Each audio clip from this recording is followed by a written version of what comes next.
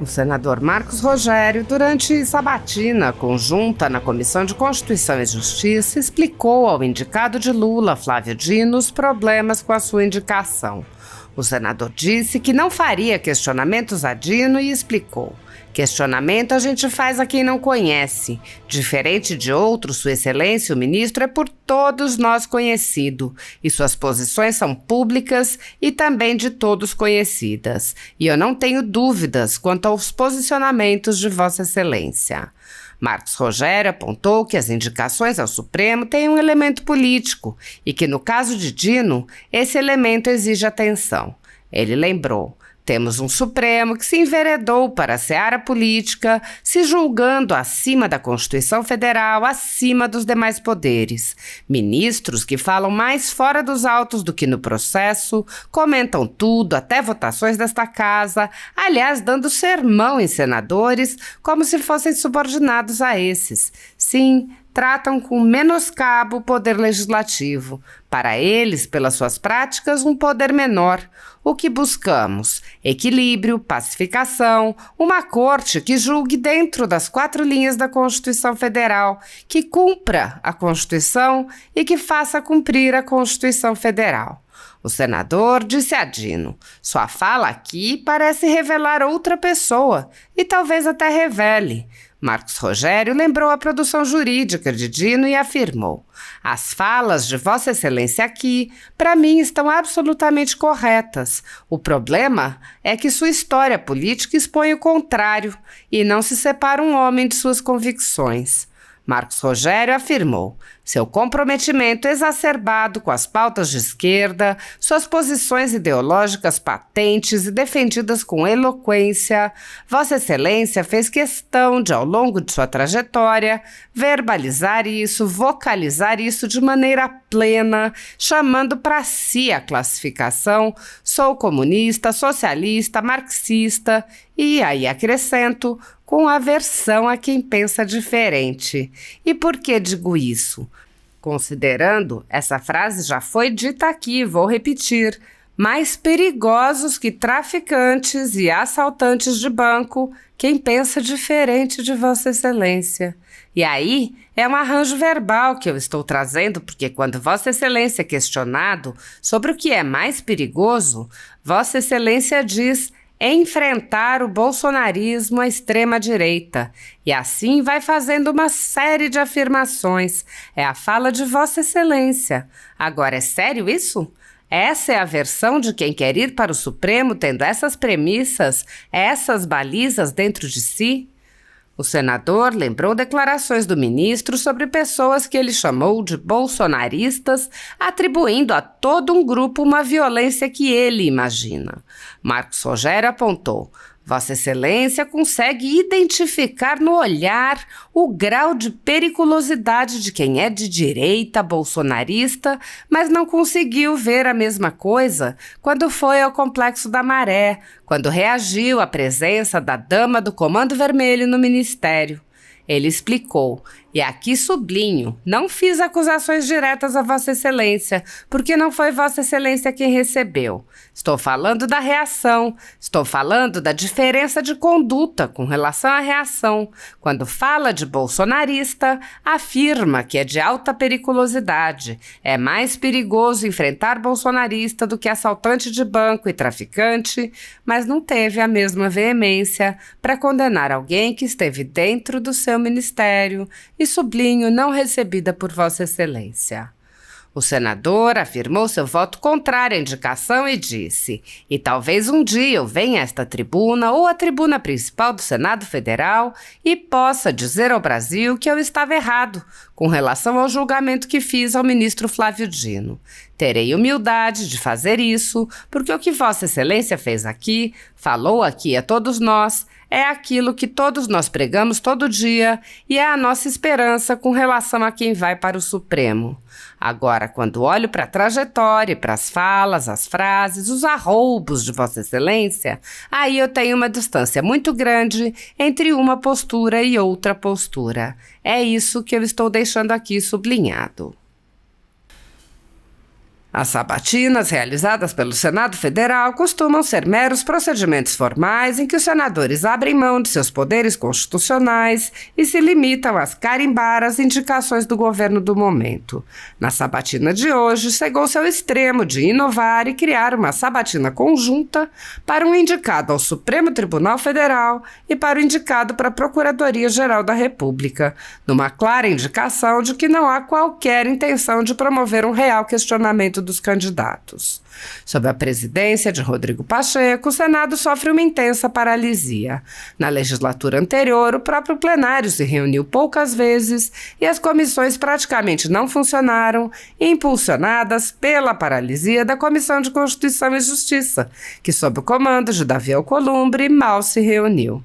Por ocasião da eleição da presidência para a nova legislatura, os cidadãos se manifestaram e uma petição contra a recondução de Pacheco teve mais de 500 mil de assinaturas. Sob a condução de Pacheco, não houve qualquer reação contra a invasão das atribuições do Legislativo pelo Supremo Tribunal Federal, que passou a legislar ou suspender leis que tinham sido elaboradas e aprovadas por aquele poder. O presidente da Casa, que é também o presidente do Congresso, não agiu para proteger as prerrogativas dos parlamentares, que vêm sendo violadas em inquéritos secretos conduzidos nas Cortes Superiores. Pacheco também é alvo de críticas porque o Senado vem se omitindo em cumprir seu papel constitucional de promover o controle dos atos de ministros das Cortes Superiores. De forma monocrática, o presidente do Senado impede a análise de todo e qualquer pedido de impeachment ou de projetos de lei e PECs que possam vir a efetivamente limitar os superpoderes autoconcedidos a ministros do Supremo Tribunal Federal e do Tribunal Superior Eleitoral. Sem controle externo, alguns ministros do Supremo agem ao arrepio da Constituição. Em inquéritos secretos, o ministro Alexandre de Moraes, por exemplo, promove uma aberta perseguição a adversários políticos.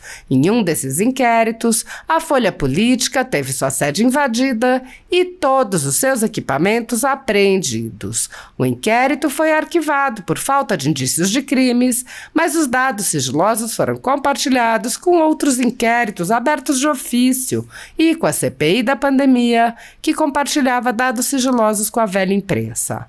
No chamado inquérito do fim do mundo e nos inquéritos dele decorrentes, já houve prisões políticas sem que houvesse sequer indiciamento das pessoas presas, imposição de uso de tornozeleira eletrônica e prisão domiciliar em endereço diferente de onde as pessoas moravam, quebra de sigilo de parlamentares, inclusive de um senador, quebra de sigilos de pessoas e empresas, inclusive de veículos de imprensa, quebra de sigilos do ajudante de ordens do presidente da República, censura de veículos de imprensa de cidadãos e de parlamentares, bloqueio de redes sociais de jornalistas, veículos de imprensa, cidadãos e parlamentares, buscas e apreensões em empresas, residências de familiares e gabinetes de parlamentares, proibição de contato entre pessoas que muitas vezes nem se conhecem, proibição a parlamentares de concederem entrevistas e de participarem de eventos públicos, e intervenções no comando de partido político,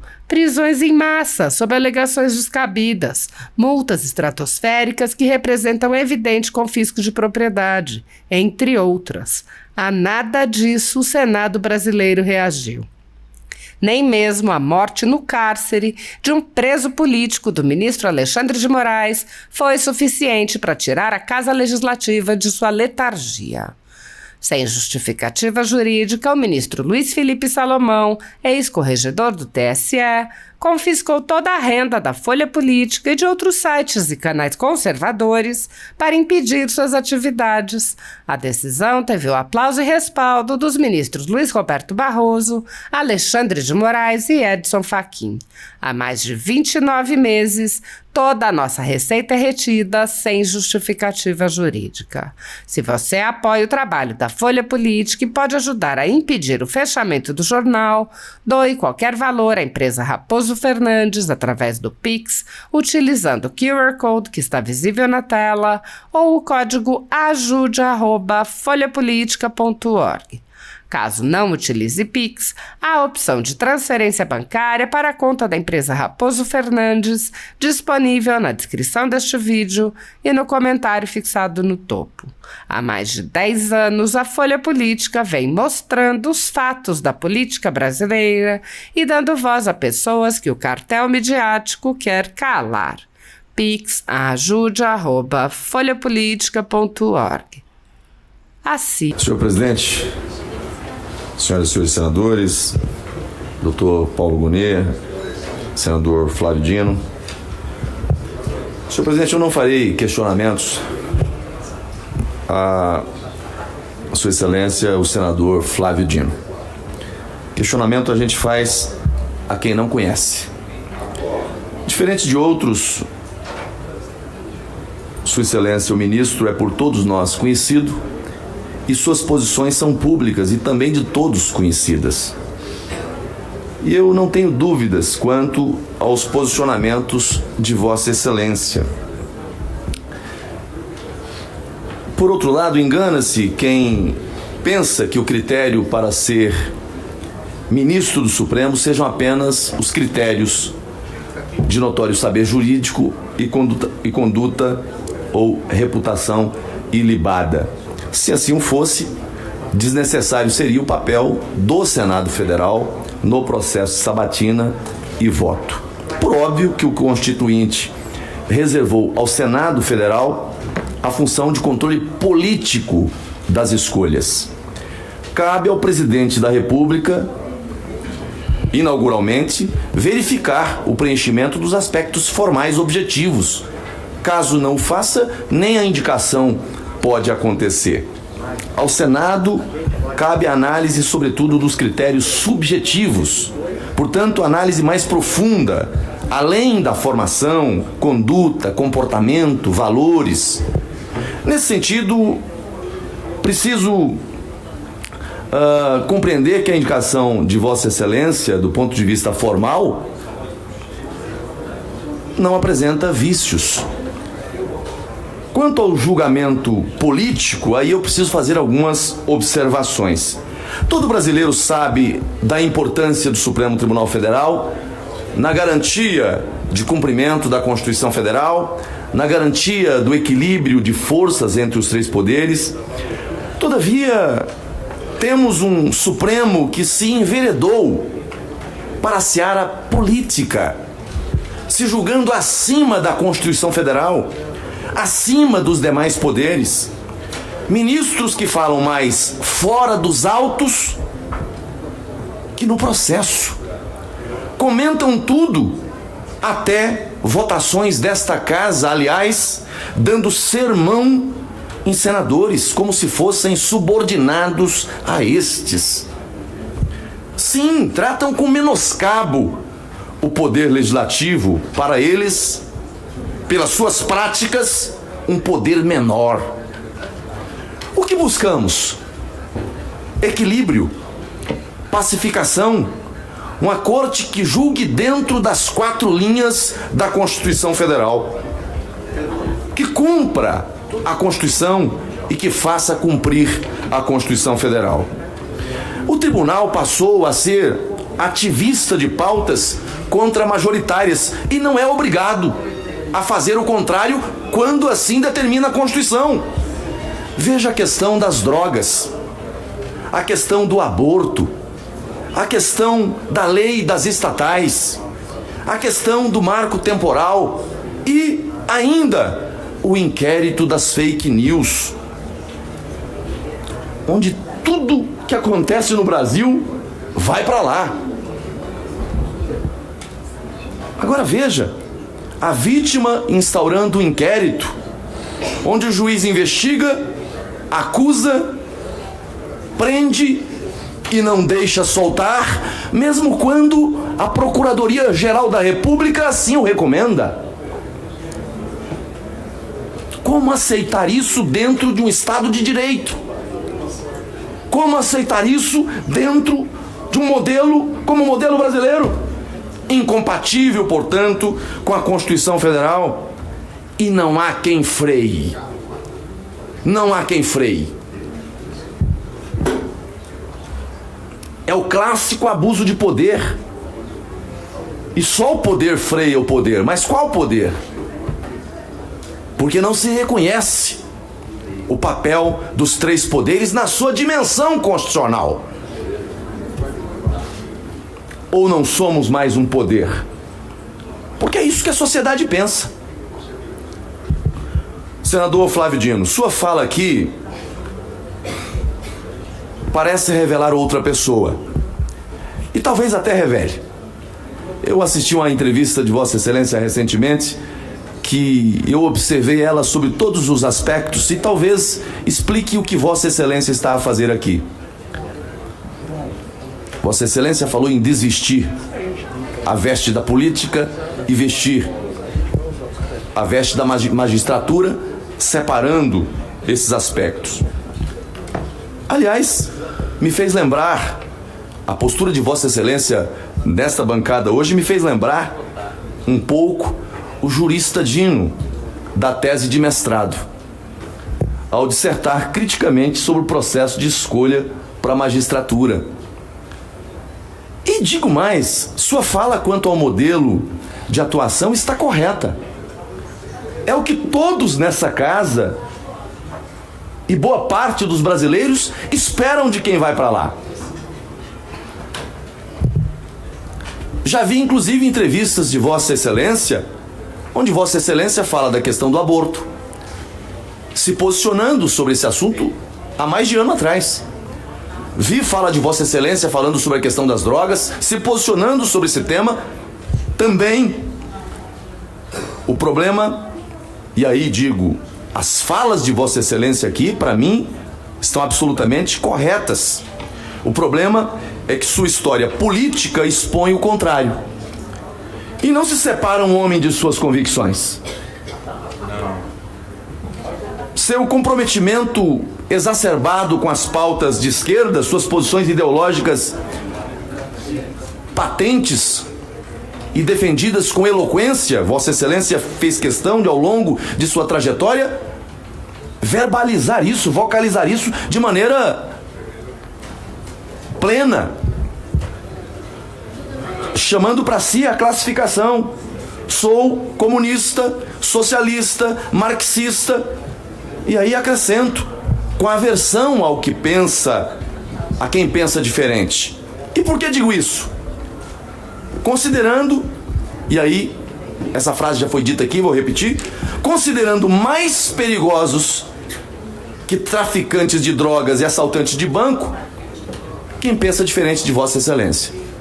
E aí é um arranjo verbal que estou trazendo, porque quando Vossa Excelência é questionado sobre o que é mais perigoso, Vossa Excelência diz: enfrentar o bolsonarismo, a extrema direita, e assim vai falando fazendo uma série de afirmações. É a fala de Vossa Excelência.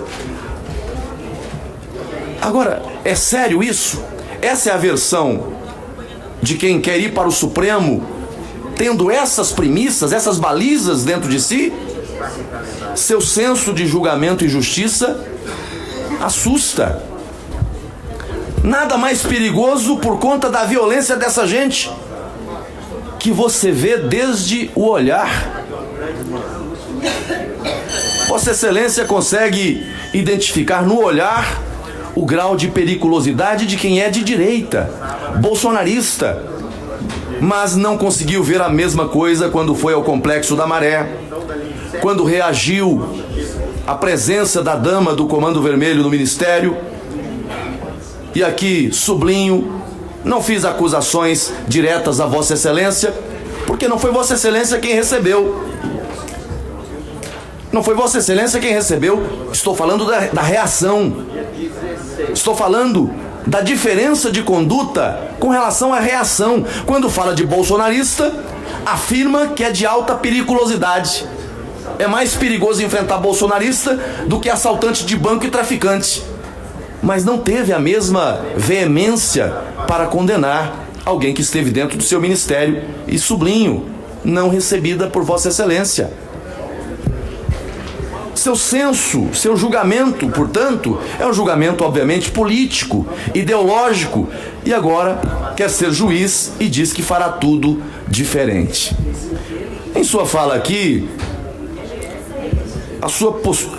entre a sua fala nesta CCJ e a sua postura de homem público, de conduta beligerante, debochada, arrogante, irônica, eu digo, a sua trajetória me convence mais. E concluo dizendo, caso seja aprovado, não com meu voto, eu já declarei o meu voto contra Vossa Excelência, eu realmente espero estar equivocado. E disse aqui agora há pouco um senador da base do governo, me disse, olha, você não conhece o Flávio Dino como eu conheço. Eu falei assim, olha, tomara que eu esteja equivocado. E talvez um dia eu venha a essa tribuna, ou a tribuna principal do Senado Federal, e possa dizer ao Brasil, e dizer eu estava errado com relação ao julgamento que fiz ao ministro Flávio Dino. Terei humildade de fazer isso, porque o que Vossa Excelência fez aqui, falou aqui a todos nós, é aquilo que todos nós pregamos todo dia, e é a nossa esperança com relação a quem vai para o Supremo Tribunal Federal.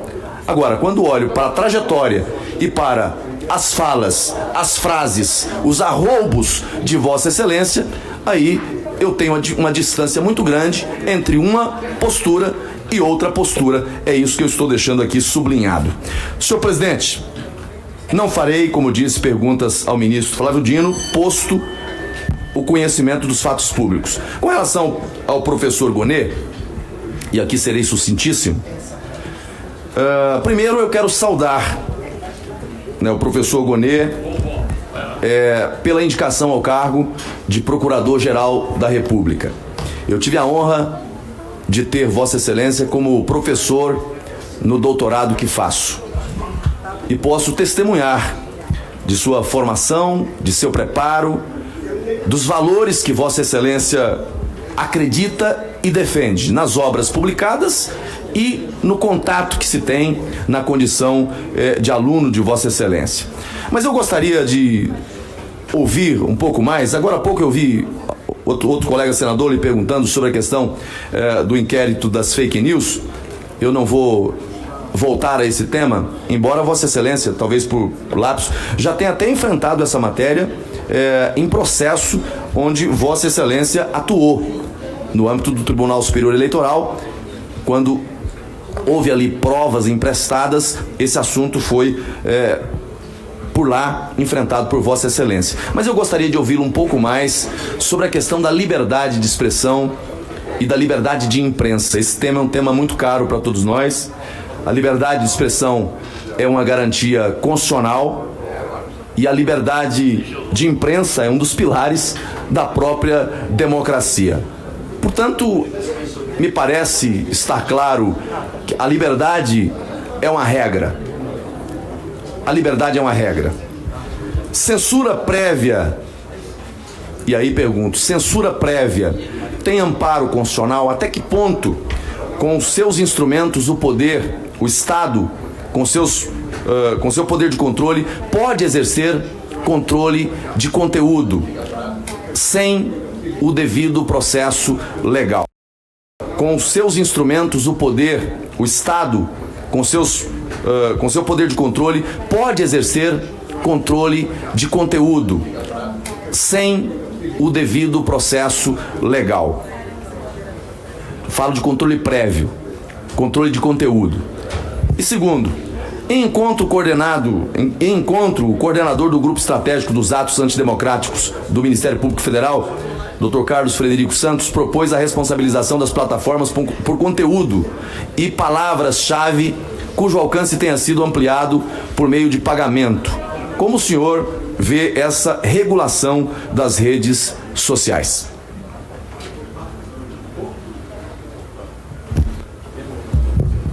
Conceda a palavra ao senador Flávio Dino. Senador Marcos, é claro que o nosso sistema, como é visível, segue o sistema norte-americano. E nesse caso, não há crivo ideológico no exame do Senado nos Estados Unidos. De fato, se examinam estritamente os requisitos.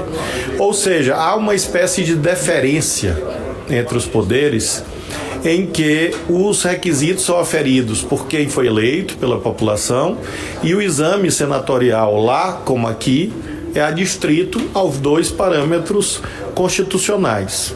Ou seja, se é verdade, e é verdade mesmo, que o STF não está acima dos demais poderes, tampouco estará o Legislativo ou o Executivo, uma relação de equanimidade. E por isso mesmo aqui compareço com toda a tranquilidade. Sobre posições políticas, anunciei previamente que não faria debate político.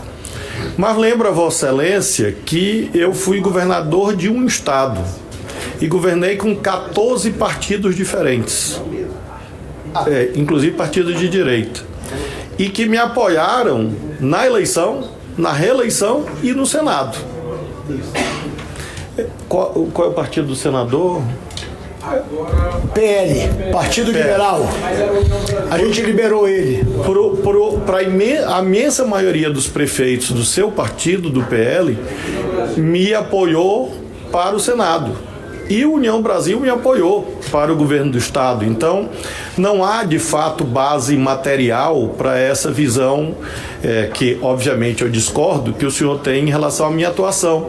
Fui deputado federal aqui com o Davi Alcolumbre, fui deputado federal com o Petecão, fui deputado federal aqui dos presentes, eu acho que foram estes. Mas sou muito conhecido na casa. Esse livreto que eu distribuí tem um depoimento do presidente Michel Temer. O presidente Michel Temer está aqui dizendo que eu conheci o Flávio Dino quando era presidente da Câmara. Veja, não é um quadro da esquerda dizendo isso, é Michel Temer. E ele era deputado federal. Ele tem muita formação jurídica. Sob foco de jurídica, eu não tenho dúvida que ele está muito bem posto no Supremo. Aí vem um governador do seu partido, Ronaldo Caiado, que foi... Do União. O Ronaldo Caiado é do União, do seu ex-partido, desculpe. O Ronaldo Caiado, que também é insuspeito de ser bolchevista, algo desse tipo. Verdade. Ele Esse diz é assim, suspeito mesmo. Insuspeito. Insuspeito. Ele diz assim, o Flávio Dino, eu convivi muito com ele. Em termos de conhecimento, de cultura e de conteúdo, é um cidadão que tem estofo para estar no Supremo. Ele tem credenciais, etc, etc. Ele diz assim, quantas vezes nós já debatemos dentro do Congresso, sempre fizemos um debate civilizado. Então, a prova testemunhal e documental é ampla. E por isso que eu aqui estou com toda a tranquilidade. Em relação a esses outros fatos e ataques, enfim, até essas lendas que foram criadas sobre audiências que não houve, né? E que se houvesse ocorrido também não configurariam nenhum tipo penal, realmente não há nada a dizer sobre isso, porque não há nenhuma materialidade. Eu apenas oferto novamente ao senhor, claro, respeitando a sua ideologia, a sua posição ideológica, de votar contra, enfim, mas eu ofereço ao senhor uma vida limpa, honrada, ampla, uma vida de diálogo, onde eu caminhei como juiz federal, fui eleito presidente da Associação Nacional dos Juízes Federais, eleição nacional. Fui secretário-geral do Conselho Nacional de Justiça, indicado pelo ministro Nelson Jobim, por sua vez também suspeito de ser bolchevique, leninista ou algo que o valha. E fui deputado com muitos colegas, juiz, enfim. Eu sou ministro de um governo que tem parlamentares de vários partidos, pessoas de vários partidos. Então essa é a vida real, mas claro que respeito a posição ideológica de Vossa Excelência. Doutor Paulo.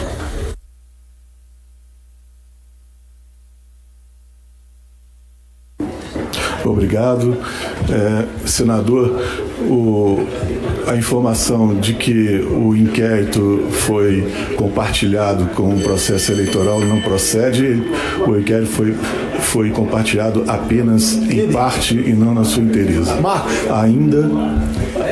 ainda mais a parte que foi compartilhada, dizia respeito, chamava a minha atuação exclusivamente no campo eleitoral. Então foi sob esse ângulo que ele foi analisado. Mas é importante ter isso presente, não foi compartilhado na sua inteireza e apenas para verificação de aspectos eleitorais. Isso aconteceu, salvo engano, em 2021, portanto, nem mesmo os passos, os atos posteriores poderiam ser conhecidos por mim. Com relação à liberdade de expressão, eu sou um entusiasta da liberdade de imprensa e da liberdade de expressão. Mesmo quando a notícia não é exata, mesmo quando a notícia é tendenciosa, ela permite que o público descubra alguma coisa de interesse, né? E havendo a oportunidade da outra pessoa se manifestar, do retratado expressar a verdade, corrigir a notícia, isso está dentro do campo da democracia. Nem sempre a gente ouve, sobretudo o político, né, ou a pessoa que está no espaço público, nem sempre ele lê e ouve aquilo que gostaria de ler e ouvir, mas faz parte. Nem sempre quem publica a matéria está agindo de boa fé, nem sempre essa pessoa tem o verdadeiro interesse de expor a verdade, mas há meios para corrigir isso. Então, antes de coibir a imprensa, antes de coibir a liberdade de expressão, nós temos que verificar se existem meios para que aquilo que está para ser divulgado pode ou não ser corrigido. E por que eu estou dizendo isso? Por conta da sua indagação, da indagação de Vossa Excelência sobre a possibilidade de censura prévia. A meu ver, essa é uma possibilidade que ocorreria em casos extremamente restritos, extremamente limitados. Apenas quando houvesse uma iminência de um dano irremediável para o retratado, e irremediável no sentido de o retratado não poder sequer se manifestar e desfazer a impressão que a matéria vai causar no público. O exemplo que eu dei da jurisprudência do Supremo com relação àquele governador que no dia das eleições ia ver publicado uma matéria em que ele era descrito como um corrupto quanto mais, sem ter nenhuma chance de redarguir, de apresentar elementos de provas contrárias a isso. Esse é um exemplo desses raríssimos casos em que uma intervenção judicial poderia ser admitida para evitar que uma matéria viesse a ser publicada. Mas, de novo, esses casos são extremos e eles só podem ser descobertos a partir de uma ponderação entre a liberdade de expressão e outros interesses constitucionais, e o peso inicial, o peso abstrato da liberdade de expressão na hora de estabelecer esse balanço seguramente elevado. Então há uma necessidade, tem que ser uma necessidade quase que terrível para que houvesse essa intervenção judicial sobre o conteúdo previamente à sua publicação. Vossa Excelência, para a réplica. Senhor presidente, eu quero agradecer as ponderações feitas pelo professor Gonê em relação à questão da liberdade de expressão e, de fato, com relação ao inquérito, se trata daquilo que foi realmente emprestado do principal a uma matéria de cunho eleitoral. E agradeço os esclarecimentos. Com relação ao senador Flávio Dino e as ponderações que faz, em relação às manifestações feitas aqui, me parecem manifestações muito claras. Os pontos que trago são pontos de contradição, mas que Vossa Excelência, desde o primeiro momento, preferiu não enfrentar essas falas, essas frases, esses conteúdos que é do cunho político, né? E está tentando demonstrar a CCJ e a quem acompanha esta sessão um outro Flávio Dino, né? O Flávio Dino jurista, Espero que, sendo aprovado o nome de Vossa Excelência, essa postura aqui, que inclusive inicialmente condenou algumas práticas do próprio Supremo Tribunal Federal, quando desrespeita o papel deste parlamento no controle de constitucionalidade que exerce, e isso é algo que esse parlamento reclama há muito tempo. Veja, um dos temas que nós tratamos aqui, e que já foi abordado inclusive pelo senador Márcio Bittar, a questão da demarcação de terras no Brasil. Nós estamos diante de um período de inquietação nacional em razão disso. Agora veja, o mesmo Supremo Tribunal Federal que outrora julgou e reconheceu o marco temporal, agora esse mesmo Supremo, claro que com uma composição um pouco diferente, vai dizer, e nesse caso com repercussão geral, que não reconhece, né, a Constituição de 88 como marco temporal. E aí o legislador é que está tratando dessa matéria. Daqui a pouco esse tema vai voltar certamente ao Supremo Tribunal Federal. E aí, esse Supremo Tribunal Federal vai respeitar a vontade do legislador? Ou vai simplesmente reafirmar a decisão que está para ser concluída, sustentando o afastamento do marco temporal? Só para se ter uma ideia, senhor presidente. Só para se ter uma ideia, nós temos hoje em torno de 118 milhões de hectares de áreas no Brasil que são áreas indígenas. Sem o marco temporal, o impacto disso, só com os pedidos que estão em andamento, vai chegar a quase 118 milhões de hectares de áreas no Brasil. Esse é o tamanho do problema que nós estamos a enfrentar.